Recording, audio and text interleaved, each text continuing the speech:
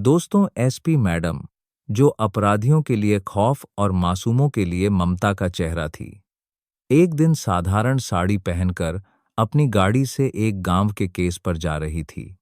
रास्ते में उन्होंने एक गली में एक लड़के को देखा, जिसकी आंखें हूबहू उनके खोए हुए बेटे जैसी थी। एसपी मैडम का दिल कांप गया। दोस्तों, फिर जो हुआ उसको जानने के लिए वीडियो में अंत तक बने रहना दोस्तों। जैसे ही सुबह की पहली किरणों ने आसमान पर दस्तक दी, एसपी कविता सिंह ने अपनी सरकारी रूटीन के बजाय एक साड़ी पहनी। हल्की नीली रंग की सूती साड़ी, बिना किसी बॉर्डर के, एकदम साधारण और घरेलू। आज ना यूनिफॉर्म था, ना सिक्योरिटी गार्ड्स का घेरा, ना गाड़ी पर पुलिस की नंबर प्लेट, ना झंडा, कुछ भी नहीं। बस वह एक मां जो पुलिस अफसर होने की वजह से पिछले 10 सालों से खुद के दर्द को दबाकर देश का दर्द संभाल रही थी। उसे आज केस की फाइल देखने नहीं जाना था, ना ही किसी मीटिंग में शामिल होना था। आज उसका मन कुछ और तलाश रहा था। शायद सुकून, शायद वह शांति जो उसे किसी अदालत से, किसी प्रमोशन से या किसी पुरस्कार से नहीं मिली थी। उसने खुद ही अपनी गाड़ी चलाई, ड्राइवर को छुट्टी दे दी थी, शहर के उस हिस्से की तरफ निकली जहां गरीबों की झुग्गियां थी, जहां की गलियों से दुर्गंध आती थी, लेकिन इंसानियत अब भी कहीं कहीं सांस लेती थी। कविता ने शीशे से बाहर झांका तो देखा बच्चे प्लास्टिक उठाकर खेल रहे थे। एक बूढ़ी औरत नाली के पास बैठी सब्जी काट रही थी और एक नन्हा बच्चा बिना चप्पलों के मिट्टी में कुछ बना रहा था। एकाएक कविता की निगाह उसी बच्चे पर टिक गई। उसका चेहरा नहीं, चेहरा तो मिट्टी में लिपटा हुआ था, लेकिन आंखें, वह आंखें जैसे बरसों से उसके सपनों में आती रही हो। कविता की सांस अटक गई। उसने गाड़ी वहीं ब्रेक मारी और उतरकर उस बच्चे के पास जा पहुंची। लड़का करीब 10 या 11 साल का होगा। बदन पर ढीले ढाले कपड़े, चेहरे पर धूल, लेकिन उसकी मुस्कान में एक जानी पहचानी सी मासूमियत थी। कविता ने धीरे से पूछा, बेटा, तुम्हारा नाम क्या है? बच्चा डर कर थोड़ा पीछे हट गया। शायद उसे हर बड़े इंसान से डर लगने लगा था। उसने कुछ नहीं कहा। कविता ने फिर पूछा, इस बार थोड़ी नरमी और ममता से, बेटा डरो मत। भूख लगी है? कुछ खिलाऊं? लड़का अब भी खामोश रहा, लेकिन उसकी आंखों में आंसू भर आए। कविता की ममता छलक पड़ी। एक पल को लगा जैसे 10 साल पहले का समय लौट आया हो। उसने अपने बेटे को रेलवे स्टेशन की भीड़ में खो दिया था। 2 साल का था। वह ना बोल पाता था, ना खुद को बता पाता था। पुलिस अफसर होने के बावजूद वह उसे नहीं ढूंढ पाई थी। ड्यूटी के नाम पर समझौते हुए रातों की नींदें भटक गई और एक दिन सबने मान लिया कि बच्चा अब इस दुनिया में नहीं रहा। लेकिन कविता ने कभी हार नहीं मानी। वो लड़का अब भी खामोश था, लेकिन उसकी आंखें बहुत कुछ कह रही थी। कविता ने झोले से एक बिस्किट का पैकेट निकाला और उसकी ओर बढ़ाया। बच्चे ने हिचकते हुए लिया और धीरे धीरे खाने लगा। कविता पास ही बैठ गई। कौन है तुम्हारा? कविता ने फिर पूछा। इस बार बच्चा बहुत पूछ की है ता, आपसे दबर आप लोग, धीमे स्वर में बोला। कोई नहीं है। तुम यहां कैसे आए मालूम नहीं, बस यहीं हूं जब से याद है। कभी कभी अम्मा आती थी, फिर चली गई। अम्मा वो भीख मंगवाती थी, अब नहीं आती। कविता के रोंगटे खड़े हो गए। कहीं यह उसी गैंग का हिस्सा तो नहीं जिसमें बच्चों को किडनैप कर उनकी पहचान मिटा दी जाती है। उसने मन ही मन एक कल्पना की, क्या यह मेरा बेटा हो सकता है? वो लड़का अब उठकर जाने लगा, लेकिन कविता ने उसका हाथ पकड़ लिया। बेटा रुको जरा, क्या तुम्हें कुछ याद है? कोई गाना, कोई लोरी, कोई नाम? लड़का ठिठका। उसने सिर झुकाया और फुसफुसाकर कुछ गुनगुनाने लगा। एक वही लोरी जो कविता अपने बेटे को सुलाते समय सुनाया करती थी। एकदम वही शब्द, वही सुर। निंदिया रानी आई रे, मां की गोदी लाई रे। कविता की आंखों से आंसू छलक पड़े। उसकी ममता अब बांध नहीं रख सकी। वह लड़के को गले लगा लेना चाहती थी, लेकिन खुद को रोक लिया। अगर वह गलत साबित हुई तो लड़के के लिए यह बहुत भारी हो जाएगा। वह गाड़ी में बैठी और लड़के से कहा, आओ तुम्हें कुछ अच्छा खिलाऊं। लड़का झिझकता रहा, लेकिन भूख और कविता की आंखों की ममता ने उसे खींच लिया। दोनों पास के एक ढाबे पर गए। कविता ने चुपचाप उसका हर हाव भाव नोट किया। वह रोटी कैसे तोड़ता है, पानी कैसे पीता है, कैसे एक बात पर दांतों तले उंगली दबाता है। यह सब कुछ वैसा ही था जैसा उसका बेटा करता था।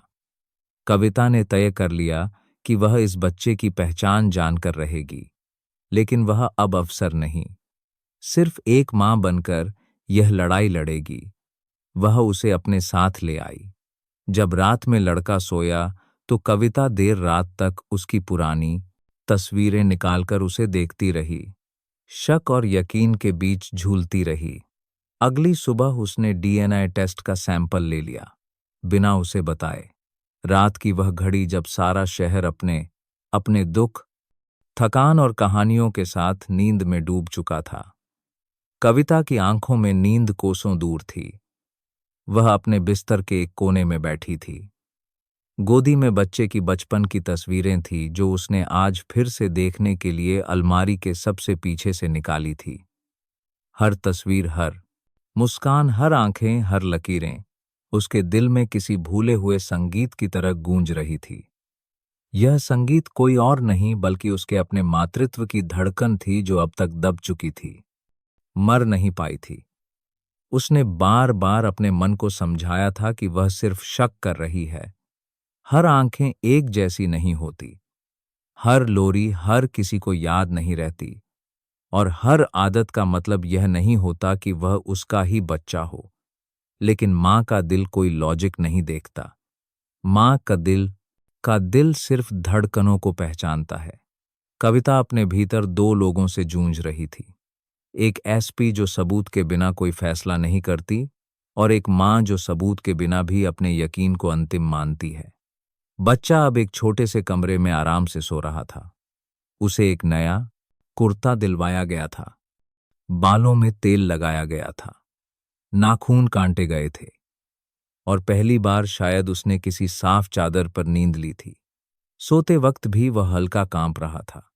उसका एक हाथ हर समय अपने पेट पर रखा होता था, जैसे किसी आदत का असर हो।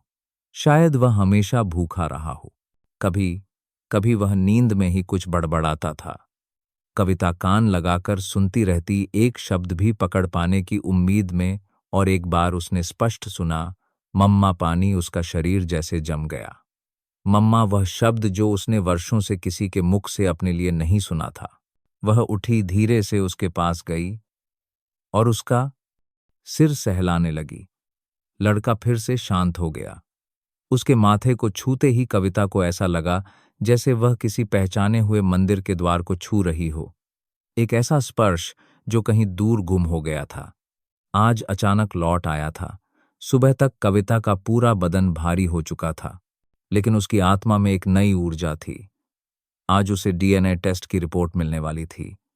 उसने लड़के को उठाया, प्यार से तैयार किया, नाश्ता करवाया और स्कूल जैसे किसी केंद्र में भेजने का नाटक करते हुए उसे उसके साथ अपने ऑफिस ले आई। ऑफिस में सब चौंक गए। एसपी मैडम एक बच्चे को लेकर आई थी, वह भी सामान्य कपड़ों में, लेकिन कोई सवाल करने की हिम्मत नहीं जुटा पाया। कविता अपने केबिन में गई और बच्चे को वहां बैठाया, टेबल पर खिलौने रखे और कहा, तुम यहीं रहना बेटा, मैं पास ही हूं। बच्चा कुछ नहीं बोला, बस सिर हिलाया और चुपचाप खेलने लगा। थोड़ी ही देर में लैब से अधिकारी आ गया। रिपोर्ट एक सफेद लिफाफे में थी। कविता ने लिफाफा हाथ में लिया तो उंगलियां कांप गई, जैसे कोई फांसी का फैसला सुना रहा हो या किसी की जिंदगी का पहला शब्द लिख रहा हो। उसने खुद को संयमित किया, गहरी सांस ली और धीरे से लिफाफा खोला। रिपोर्ट पढ़ते ही उसकी आंखें भर आई। डीएनए मैच हो गया था। कविता के आंसू बह निकले, खुशी के, पछतावे के, विश्वास के, और शायद अपने ऊपर हुए उस अन्याय के जो नियति ने उसे मां बनकर भी उसका बच्चा छीन कर किया था। रिपोर्ट साफ कह रही थी, यह वही बच्चा है जो 10 साल पहले लापता हुआ था। अब कोई शक नहीं बचा था, अब कोई भ्रम नहीं था। अब यह बात सिर्फ दिल की नहीं, दस्तावेज की भी थी। वह भागती हुई केबिन से निकली और बच्चे को बाहों में भर लिया। बच्चा घबरा गया। उसने डर कर थोड़ा पीछे हटने की कोशिश की, लेकिन कविता ने उसे कसकर पकड़ा रखा। उसकी आंखों से बहते आंसुओं ने बच्चे को शांत कर दिया। पहली बार उसने बिना डरे उसके सीने से सिर लगाया। मैं तुम्हारी मम्मा हूं बेटा, वह धीमे स्वर में फुसफुसाई। मैंने तुझे कभी छोड़ा नहीं। तूने कभी सान कर दिया पाराई बोट मुझसे छूट गया था, लेकिन मैं तुझसे कभी अलग नहीं हुई। बच्चा कुछ नहीं बोला, बस सुबकता रहा। शायद उसे सब कुछ समझ नहीं आ रहा था। उसे अभी भी कुछ समय लगेगा यह सब स्वीकार करने में। कविता ने उसे अपने पास बैठाया और धीरे धीरे उस सारी दुनिया से दूर करने का वादा किया जिसने उसे इस हाल में पहुंचाया था। उस दिन ऑफिस में सारे केस रुक गए, सारे फाइलें बंद हो गई। कविता ने पहली बार अपने बेटे की आंखों में सीधे देखा और पहली बार उसने खुद को किसी अपराधी को पकड़ने से ज्यादा संतोष में पाया। पर कहानी यहीं खत्म नहीं हुई थी। अब वह अवसर फिर से जागी थी। उसे जानना था कि उसके बेटे को किसने छीना, कहाँ ले जाया गया, किसके हाथों में वह खेलता रहा और कितने और बच्चे इस सिंडिकेट का हिस्सा बने। उसने अब तय कर लिया था, अब जो युद्ध लड़ेगी वह सिर्फ एक अफसर का नहीं होगा, वह एक मां का युद्ध होगा। उसकी पात नहीं होगा। आंखों में अब फिर से वही चिंगारी थी जो पहली बार वर्दी पहनते वक्त थी, लेकिन इस बार एक नया रंग जुड़ गया था, ममता का, मातृत्व का और अपनी खोई हुई दुनिया को दोबारा पाने का। बेटे के मिलने की खबर अब तक सिर्फ कविता के सीने तक सीमित थी। वह जानती थी कि यह खुशखबरी जितनी निजी है उतनी ही नाजुक भी। दुनिया इसे केवल एक कहानी मानेगी। लोग तारीफ करेंगे, अखबारों में तस्वीरें छपेंगी, लेकिन कोई नहीं समझेगा कि इस एक पुनर्मिलन के पीछे कितने अधूरे सपने, कितनी टूटी रातें और कितनी खोई उम्मीदें दफन थी। उसे कोई जल्दी नहीं थी इस बात को उजागर करने की। उसे अपने बेटे को, जो अब शायद उसका नाम भी नहीं जानता था, धीरे धीरे मां की गोद में वापस लाना था। ममता की भाषा में फिर से लिखना था, रिश्तों की पहचान को। रात होते ही जब बच्चा उसकी गोद में सो गया, कविता ने धीरे से अपना फोन उठाया और एक नंबर डायल किया जो उसने वर्षों से सेव कर रखा था। एक रिटायर्ड अधिकारी का जो एक समय में बाल तस्करी के मामलों में गहराई से काम कर चुका था। फोन की दूसरी तरफ एक खांसी भरी आवाज आई और फिर थकी हुई लेकिन अब भी जिंदा चेतना कविता ने बिना भूमिका के सीधे कहा, मुझे पता करना है कि 10 साल पहले मेरे बेटे को किसने चुराया और कैसे वह एक झुग्गी में आकर रह गया। मुझे सब कुछ जानना है, नाम, चेहरे, जगह, सब कुछ। उधर से कुछ देर खामोशी रही, फिर वह आवाज बोली, कुछ नहीं बदला है मैडम, सिर्फ नाम बदले हैं। तरीका आज भी वही, गरीबी, रेलवे स्टेशन, लावारिस बच्चा, फिर भीख मांगने वाले गैंग या फिर घरों में काम करवाने वाला नेटवर्क। तुम्हें अगर सच में जवाब चाहिए तो स्टेशन के नीचे से शुरुआत करनी होगी। अगले दिन कविता ने अपने पुराने अनुभव, अपने जमीनी स्रोत और वर्दी से मिले रसूख को एक तरफ रख दिया और पूरी तरह एक गुमशुदा मां की तरह चलना शुरू किया। उसने बेटे को अपनी सबसे भरोसेमंद महिला अधिकारी के पास छोड़ा, जिसे उसने मां जैसी जिम्मेदारी दी थी। इसे डर ना लगे और किसी सवाल का जवाब मत मांगना, बस इसकी बात सुनते रहना। कविता ने उस स्टेशन पर कदम रखा जहां 10 साल पहले उसकी जिंदगी एक झटके में बिखर गई थी। वही प्लेटफॉर्म नंबर 4, वही भीड़, वही चिल्लपों, वही भिखारियों की कतारें और वही लावारिस सी जिंदगियां। लेकिन इस बार वह अफसर नहीं थी, एक आम महिला थी जो शायद अपनी किसी खोई हुई चीज को ढूंढने आई थी। उसने एक फटे हाल कपड़े पहन लिए थे, बालों में तेल नहीं लगाया और आंखों में वही थकान थी जो रोज की जिंदगी जीने वालों की होती है। उसने प्लेटफार्म के पास कुछ भिखारियों को पैसे दिए, उनकी बातचीत सुनी। कुछ छोटे बच्चे वही गाने गा रहे थे जो गरीब तबके के बच्चों को रटवा दिए जाते हैं ताकि वह सहानुभूति जुटा सकें। उसकी निगाह एक 7-8 साल की लड़की पर गई जो एक अधेड़ महिला के साथ बैठी थी और आंसू पोंछते हुए चुपचाप भीख मांग रही थी। कविता उसके पास बैठ गई और धीमे से पूछा, क्या स्कूल नहीं जाती हो? बच्ची ने सिर झुका लिया। अधेड़ महिला ने घूर कर देखा और बोली, आप कौन हैं? क्यों सवाल कर रही हैं? कविता ने धीमे से माफी मांगी और उठकर एक चाय वाले से जाकर बैठ गई। वहीं से उसने देखा वह औरत बार बार अपने फोन पर कुछ देख रही थी और कुछ समय बाद एक अधेड़ पुरुष वहां आया और लड़की को साथ ले गया। अब कविता ने पीछा करना शुरू किया। कोई पुलिस टीम नहीं, कोई वायरलेस नहीं, सिर्फ एक मां जो इस बार किसी और के लिए भी वही लड़ाई लड़ रही थी जो उसने अपने बेटे के लिए लड़ी थी। अधेड़ आदमी लड़की को लेकर स्टेशन से बाहर निकलकर एक पुरानी वैन में बैठा और वैन सीधे एक पुराने गोदाम की ओर गई। कविता ने खुद को बाइक पर पीछे रखा। उसके फोन पर जीपीएस ऑन था, जिसकी लोकेशन वह अपनी एक भरोसेमंद अफसर को भेज चुकी थी। जब वैन रुकी, सामने एक टूटी फूटी बिल्डिंग थी जिस पर कहीं कोई बोर्ड नहीं था। गेट लोहे का था लेकिन अध खुला। कविता दीवार के पास पहुंची और देखा कि वहां 2 और बच्चे पहले से थे और 3 आदमी बात कर रहे थे। नए माल की डील अगले हफ्ते की है, इस बार वह बंगाल से लाया जाएगा। यह सुनते ही कविता का खून उबल उठा, लेकिन उसने अपने गुस्से को ठंडे लोहे की तरह भीतर जमाए रखा। उसे पूरा जाल तोड़ना था, सिर्फ एक धागा नहीं खींचना था। उसने फोन निकालकर वीडियो रिकॉर्ड करना शुरू किया और धीरे धीरे वापस लौट गई। उसी रात कविता ने सारे सबूत, वीडियो, ऑडियो और लोकेशन को राज्य के बाल अपराध शाखा के डायरेक्टर तक पहुंचाया, लेकिन नाम उजागर नहीं किया। उसने सिर्फ इतना कहा, यह सिर्फ बच्चों की तस्करी नहीं, मां बेटे के रिश्ते को मिटाने की साजिश है। जब वह रात अपने बेटे के पास लौटी तो देखा वह एक कोने में बैठा दीवार पर उंगली से कुछ बना रहा था। एक घर और उसमें मां और बच्चा, कोई शब्द नहीं लिखा था, लेकिन कविता को सब समझ आ गया। उसने बेटे को गोद में उठाया और पहली बार नाम लेकर पुकारा। रोहन। बच्चा चौंक गया लेकिन मुस्कुरा दिया।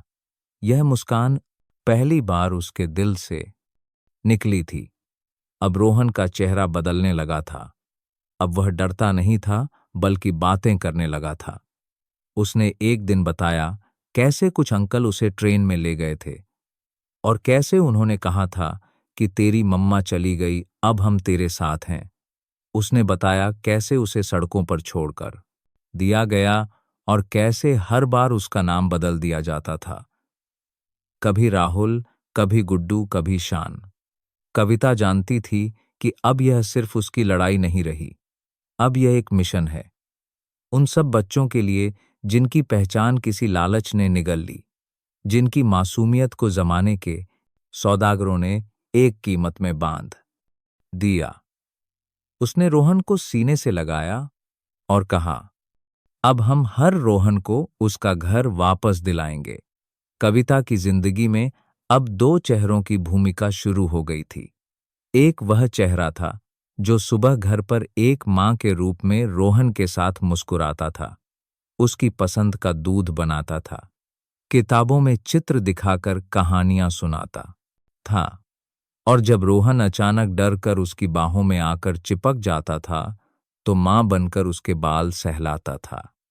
दूसरा चेहरा वही था जिसने पुलिस अकादमी में पहली बार वर्दी पहनकर कसम खाई थी कि वह सच के लिए लड़ेगी चाहे दुश्मन कोई भी हो। लेकिन अब यह दोनों चेहरे एक दूसरे के भीतर घुल चुके थे। मां अब हर बच्चे में अपना रोहन देखने लगी थी और अफसर अब सिर्फ कानून नहीं, इंसानियत की भाषा में काम करने को मजबूर हो गया था।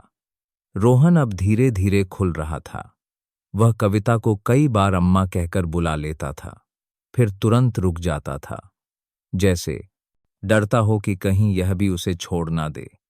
एक दिन जब कविता ने उसे अकेले कमरे में बैठा देखा तो पूछा, क्या हुआ बेटा? तो उसने धीरे से कहा, अगर आप भी चली गई। तो उस एक वाक्य ने कविता की आत्मा को झकझोर दिया। उसने उसके सिर पर हाथ रखते हुए कहा, अब मैं कहीं नहीं जाऊंगी, अब तू ही मेरा घर है। उसी शाम कविता ने अपने पुराने केस फाइल्स मंगवाए। उसने 10 साल में दर्ज सभी गुमशुदा बच्चों की फाइलों को एक एक करके पढ़ना शुरू किया। पन्नों में दर्द था, तस्वीरों में चीख और बयानों में गहरी लाचारी। हर फाइल जैसे रोहन की तरह एक नई कहानी कहती थी। कोई माँ रेलवे स्टेशन पर रोती हुई मिली थी, किसी बाप ने पेपर में विज्ञापन छपवाया था, किसी बहन ने दर दर जाकर भाई को ढूंढा था। इन सब में जो एक बात कॉमन थी, वह थी सिस्टम की थकान। केस खुले फिर बंद हो गए, कुछ में एफआईआर तक नहीं दर्ज की गई थी। कविता ने तय किया कि अब वह सिर्फ रोहन तक सीमित नहीं रहेगी। उसने अपने जिले में एक बाल सुरक्षा विशेष प्रकोष्ठ बनाने का प्रस्ताव रखा, जहां हर गुमशुदा बच्चे की फाइल दोबारा खोली जाएगी। उसने एक टास्क फोर्स बनाई और सबसे पहले उन्हीं रेलवे स्टेशनों और बस अड्डों को टारगेट किया जहां से सबसे ज्यादा बच्चे गुम हुए थे। एक दिन एक चाइल्ड होम से खबर आई कि वहां एक बच्चा आया है जो लगातार एक ही नाम पुकार रहा है, सोनू मम्मा, सोनू नाम। कुछ खास नहीं था, लेकिन जब उस होम के रजिस्टर की लिस्ट कविता ने देखी तो पाया कि उस बच्चे को जिस आदमी ने वहां छोड़ा था, उसका हुलिया वही था जो गोदाम वाले रैकेट में था। यह महज संयोग नहीं था। उसने अपनी टीम को उस आदमी की तलाश में भेजा। खोजबीन में पता चला कि वह आदमी असल में एक बड़े सिंडिकेट का हिस्सा है जो भारत के कई राज्यों में फैला है। बच्चों को चुराना, उनका नाम बदलना, कभी भिखारियों के गिरोह को बेचना, कभी घरेलू काम के लिए तो कभी अवैध अंग व्यापार के लिए तस्करी करना, इन सब का एक पूरा नेटवर्क था। अब यह लड़ाई सिर्फ एक मां की नहीं रही थी। यह अब एक सिस्टम के खिलाफ खड़ा हुआ एक युद्ध बन गया था। कविता ने इस मामले को राज्य सरकार तक पहुंचाया। एक स्पेशल इन्वेस्टिगेशन टीम गठित हुई और कविता को उसका प्रमुख बनाया गया। पर जब तक जांच आगे बढ़ रही थी, कविता रोहन के साथ हर दिन एक नया रिश्ता बना रही थी। वह अब स्कूल जाने लगा था। पहली बार जब उसने स्कूल यूनिफॉर्म पहनी तो कविता की आंखों में फिर से वही सपना लौट आया जो कभी वह अपने बेटे के साथ देखा करती थी। किताबें कंधे पर, बैग और छुट्टी के बाद घर लौटता एक छोटा बच्चा। स्कूल से लौटते ही रोहन हर बात बताता। आज मैंने क्लास में सबसे पहले जवाब दिया। मुझे ए मिला है पेंटिंग में। मैडम ने मुझे स्टार दिया और फिर वह भागकर कविता से लिपट जाता। इस लिपटने में अब झिझक नहीं थी, अब डर नहीं था, अब वहां केवल भरोसा था। लेकिन कविता जानती थी कि जो भरोसा उसे रोहन से मिला है वह हर उस मां का अधिकार है जिसकी गोद सुनी हो गई है। उसने पूरे राज्य के पुलिस विभागों को आदेश दिया कि बाल अपराध से जुड़ा कोई भी केस अब बिना उसकी निगरानी के आगे नहीं बढ़ेगा। रोहन अब कहानियां लिखने लगा था। एक दिन उसने एक पन्ना कविता को लाकर दिया जिसमें लिखा था, एक कॉन्सर्ट। बच्चा था जो खो गया था, लेकिन उसकी मम्मा उसे ढूंढ लाई। अब वह कभी नहीं खोएगा। कविता ने उस कागज को अपने ऑफिस की मेज पर चिपका दिया। उसके ठीक नीचे लगा था पुलिस का वह शपथ पत्र जिसमें लिखा था सत्य, सेवा और न्याय। अब उसके जीवन में ना कोई विरोधाभास था, ना कोई भ्रम। अब वह मां भी थी और अफसर भी। और अब उसकी लड़ाई किसी प्रमोशन मेडल या अखबार की हेडलाइन के लिए नहीं थी।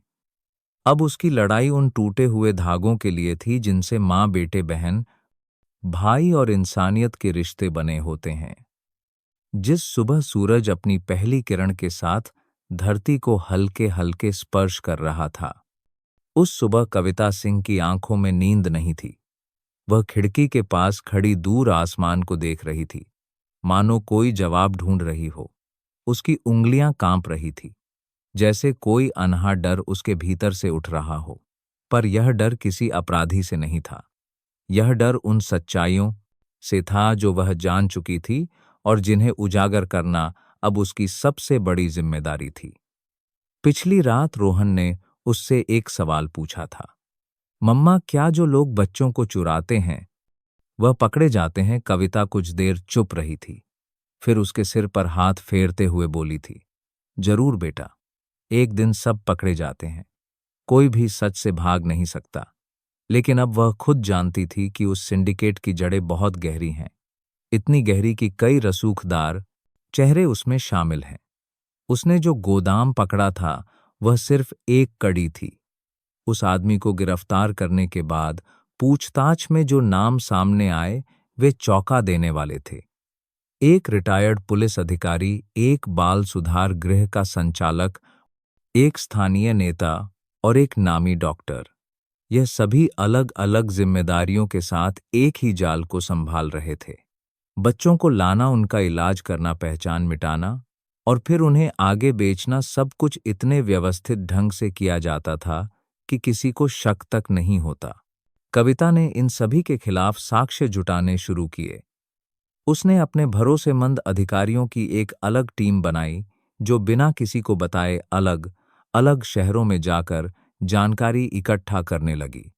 Phone tap, CCTV, bank transaction, पुराने केस, फाइल्स, हर दिशा में काम चल रहा था। दिन में वह ऑफिस में एक सामान्य एसपी की तरह बैठती, लेकिन रात में उसकी टेबल पर फैले कागजों की भीड़ एक योद्धा की तरह उसे घेरे रहती। रोहन कई बार जाग जाता था, दरवाजे पर आकर खड़ा हो जाता था और कहता, आप अभी तक जगी हो? कविता मुस्कुराकर उसे अंदर बुला लेती और कहती, बस थोड़ी देर और बेटा, फिर तेरे पास आ जाऊंगी।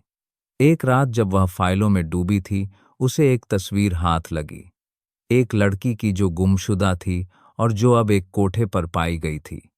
वह तस्वीर कई साल पुरानी थी, लेकिन कविता की आंखों में कुछ उभा। वह लड़की रोहन की खो जाने की तारीख के आसपास गायब हुई थी, और जब उसे हाल ही में एक रेड में पकड़ा गया, तब उसके बयान में रोहन का नाम भी आया था। कविता को लगा यह कोई इत्तेफाक नहीं है। वह लड़की अब सुधार गृह में थी, मानसिक रूप से टूट चुकी थी। कविता जब उससे मिलने पहुंची तो उसने पहले कुछ भी कहने से मना कर दिया, लेकिन जब कविता ने रोहन की तस्वीर सामने रखी तो उसके होंठ कांपने लगे। वह फफ कर रो पड़ी। फिर उसने कांपती आवाज में बताया कि कैसे उसे एक बार स्टेशन से ले जाया गया था, उसी वैन में जिसमें रोहन था। वह बोली, वह बच्चा रो रहा था, चिल्ला रहा था, पर किसी ने नहीं सुना। मुझे भी डराया गया। मैंने चुपचाप सब देखा, कुछ कह नहीं पाई। यह सुनकर कविता जैसे पत्थर बन गई। रोहन की चीखों की गूंज उसकी आत्मा में भर गई। वह उस दिन कई घंटों तक कुछ नहीं बोल पाई, केवल उसी कुर्सी पर बैठी रही जहां वह बैठी थी जब रोहन की रिपोर्ट 10 साल पहले दर्ज की गई थी। अगले दिन कविता ने विशेष न्यायाधीश से मिलकर अनुमति मांगी कि वह इस केस को सीधे कोर्ट में लाना चाहती है, बिना किसी देरी के। उसे पता था कि उसके सामने अब कोई बचाव नहीं करेगा, पर अगर वह एक चूक भी कर गई तो पूरी लड़ाई कमजोर पड़ जाएगी। न्यायालय से अनुमति मिलते ही उसने उन सभी लोगों के खिलाफ चार्जशीट दाखिल की जो इन सालों से बच्चों के सौदागर बने बैठे थे। जब पहली गिरफ्तारी हुई तो शहर में हड़कंप मच गया। मीडिया की नजरें इस पर लगी थी, लेकिन कविता ने एक भी बयान नहीं दिया। वह जानती थी अभी बहुत काम बाकी है। बच्चे अब भी गायब हो रहे थे, उनके माँ बाप अब भी दर दर भटक रहे थे, और यह लड़ाई तब तक पूरी नहीं होगी जब तक हर बच्चा अपने घर ना पहुंच जाए। उस शाम रोहन स्कूल से आया। उसके हाथ में एक पुरस्कार था, सच्चाई का साथी। उसने कविता को दिया और कहा, मैडम ने कहा कि मुझे यह इसलिए मिला क्योंकि मैं अब झूठ नहीं बोलता। कविता ने उसे गले लगाया। उसकी आंखों से आंसू बहने लगे। वह जानती थी कि रोहन के जीवन का सच कितना गहरा और कठिन रहा है, लेकिन अब वह डरता नहीं, सच के साथ खड़ा होता है। उस रात जब कविता अपने ऑफिस में बैठी तो उसने रोहन की वही कहानी निकाली जो उसने कभी पन्ने पर लिखी थी। अब उसने उसके नीचे एक और वाक्य जोड़ा, और अब वह बच्चा बड़ा होकर दूसरों के लिए रास्ता बनाता है। उसने रोहन की ओर देखा जो कमरे के एक लिए बाट कर में कोने में बैठा खिलौनों से खेल रहा था। फिर उसकी आंखें बंद हो गई और वह जान गई, अब उसका बेटा खोया नहीं है। अब वह पूरी दुनिया में अपने जैसे बच्चों के लिए उम्मीद बन चुका है। बरसों से जिन ख्वाबों को कविता ने तकिए के नीचे दबा रखा था, जिन उम्मीदों को उसने अपनी वर्दी के पीछे छिपा लिया था, अब वे धीरे धीरे सांस लेने लगे थे। रोहन के साथ उसकी जिंदगी जैसे फिर से शुरू हो रही थी। अब वह सुबह जो सिर्फ अलार्म की आवाज पर शुरू होती थी, अब एक नन्ही मुस्कान से आरंभ होती थी। रोहन अब कविता को मां कहकर बुलाने लगा था। पूरे आत्मविश्वास और अपनेपन के साथ उसमें जो डर था, वह अब साहस में बदलने लगा था। वह अब लोगों से नजरें मिलाकर बात करता था, अपनी पसंद की चीजें मांगता था, और सबसे बढ़कर अब वह चुप नहीं रहता था। उसकी खामोशी अब कहानियों में बदल रही थी, कभी रंगों से, कभी शब्दों से, और कभी सिर्फ मां की गोद में बैठकर अपने दिल की धड़कनों से। वह लड़ाई जो कविता ने अपने बेटे के लिए शुरू की थी, अब सैकड़ों बच्चों की आवाज बन चुकी थी। उसकी पहल पर सरकार ने एक नई योजना बनाई थी, गुमशुदा नहीं जिंदा है, जिसके तहत राज्य के हर जिले में एक विशेष बाल पुनर्वास इकाई बनाई गई। हर गुम हुए बच्चे की फाइल को दोबारा खोला गया। उन परिवारों से दोबारा संपर्क किया गया जिनके आंसुओं को सिस्टम ने सिर्फ एक दस्तावेज बनाकर छोड़ दिया था। उन माँओं की पुकार फिर से सुनी गई, जिनकी चीखों को कभी अनट्रेसेबल केस लिखकर बंद कर दिया गया था। मीडिया अब इस मामले को देश भर में फैलाने लगा था। हर चैनल पर कविता और रोहन की कहानी दिखाई जा रही थी। एक माँ, एक अफसर और एक मिशन। लेकिन कविता कैमरों से दूर रहना पसंद करती थी। उसे मालूम था कि यह सिर्फ एक कहानी नहीं थी, यह हजारों की उम्मीद थी जिन्हें अब भी अपना बच्चा वापस चाहिए था। रोहन अब रोज स्कूल जाता और लौटते ही कविता को अपना दिन विस्तार से सुनाता। एक दिन उसने कहा, माँ, क्या मैं बड़ा होकर पुलिस बन सकता हूं? कविता मुस्कुराई, उसका माथा चूमा और कहा, तू जो चाहे बन सकता है बेटा, लेकिन कभी किसी मासूम की आवाज मत दबने देना। उस दिन कविता ने एक बड़ा फैसला लिया। उसने रोहन को लेकर उस स्टेशन पर जाने का सोचा जहां से वह कभी खोया था। उसके दिल में डर भी था और भरोसा भी। स्टेशन की सीढ़ियां चढ़ते वक्त रोहन का हाथ उसकी हथेली में था। चारों ओर वही भीड़ थी, वही शोर, वही गाड़ियां, वही धुएं की गंध। लेकिन इस बार फर्क यह था कि माँ और बेटा साथ थे और एक दूसरे को कसकर थामे हुए थे। कविता ने उसे उस जगह दिखाया जहां आखिरी बार उसने उसे देखा था। रोहन चुप रहा, फिर धीरे से बोला, मुझे याद नहीं माँ, लेकिन अब फर्क नहीं पड़ता, मैं मिल गया ना। इन शब्दों में जैसे वर्षों की तड़प का अंत छिपा था। कविता ने उसे गले लगा लिया और आंसू रोकने की कोशिश करते हुए कहा, हाँ बेटा, अब कभी नहीं खोएगा। इस यात्रा के बाद कविता ने एक किताब लिखने का फैसला किया। रोहन की कहानी नहीं, बल्कि उन सब की कहानी जो खोकर भी वापस मिल सकते हैं। उसने हर माँ से संपर्क किया, हर उस बच्चे की कहानी लिखी जो कभी रेलवे स्टेशन से गायब हुआ, फिर किसी झुग्गी, किसी फुटपाथ या किसी कोठरी में मिला। किताब का नाम रखा माँ की साड़ी और गुमशुदा लोरी। कुछ महीनों बाद एक बड़े मंच पर कविता को बुलाया गया। देश के गृहमंत्री खुद मंच पर थे, उन्हें सम्मानित किया गया। लेकिन कविता ने मंच पर एक अजीब सा मौन रखा। उसने सिर्फ एक ही वाक्य कहा, मैं कोई नायक नहीं, बस एक माँ हूं जिसने अपने बेटे को ढूंढ लिया, और अब मैं चाहती हूं कि कोई भी माँ अकेली ना रहे। उसके इन शब्दों ने हजारों दिलों में हलचल पैदा कर दी।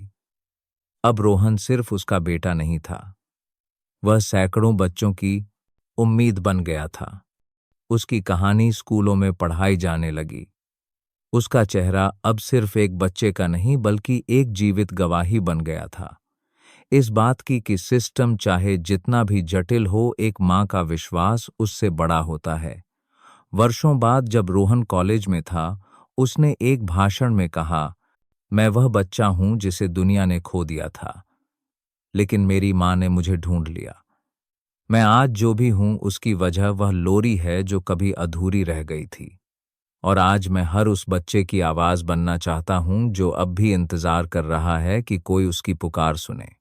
उस दिन कविता सबसे पीछे बैठी थी और उसकी आंखें भीगी थी, लेकिन अब उनमें आंसू नहीं, एक चमक थी, उस नई सुबह की जो अब हर माँ के जीवन में उगने वाली थी। तो दोस्तों, इस वीडियो में बस इतना ही। अगर आपको यह वीडियो पसंद आया हो तो इसे लाइक करना बिल्कुल ना भूलें। आपका एक लाइक हमें और नेक्स्ट वीडियो में बेहतरीन कंटेंट बनाने की प्रेरणा देता है। इस वीडियो को अपने दोस्तों और परिवार के साथ शेयर करें। हो सकता है यह वीडियो किसी की मदद कर सके। अगर आप हमारे चैनल पर नए हैं तो जल्दी से सब्सक्राइब कर लें, क्योंकि हम आपके लिए ऐसी ही ज़बरदस्त जानकारी लाते रहते हैं। सब्सक्राइब करने के बाद बेल आइकन ज़रूर दबाएं ताकि आपको हमारी हर नई वीडियो की नोटिफिकेशन मिले। हम पूरी कोशिश करते हैं कि आपको बेहतरीन कंटेंट दें। आपके सुझाव हमारे लिए बेहद खास हैं। कमेंट में हमें ज़रूर बताएं कि आपको यह वीडियो कैसा लगा। इसमें ना हम वीडियो को देखने के लिए आपका दिल से धन्यवाद। आप हमारे लिए सिर्फ दर्शक नहीं, परिवार हैं। हमारा मकसद सिर्फ जानकारी देना नहीं, बल्कि आपके जीवन में सकारात्मक बदलाव लाना है। इसलिए वीडियो को पूरा देखें और सीखें। कुछ नया करने का जज्बा हमेशा बनाए रखें। कभी हार मत मानिए, क्योंकि हार के बाद ही जीत होती है। मेहनत करते रहिए और खुद पर भरोसा रखिए। हर दिन कुछ नया सीखिए और दूसरों को भी सिखाइए। इसी सोच के साथ हम आपसे विदा लेते हैं। अगली वीडियो में फिर मिलेंगे, नई जानकारी और नए जोश के साथ।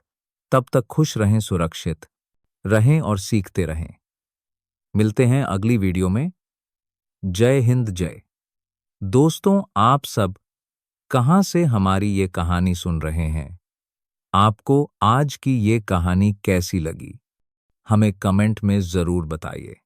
हम ईश्वर से प्रार्थना करते हैं कि आप और आपका परिवार हमेशा खुश और सुरक्षित रहें।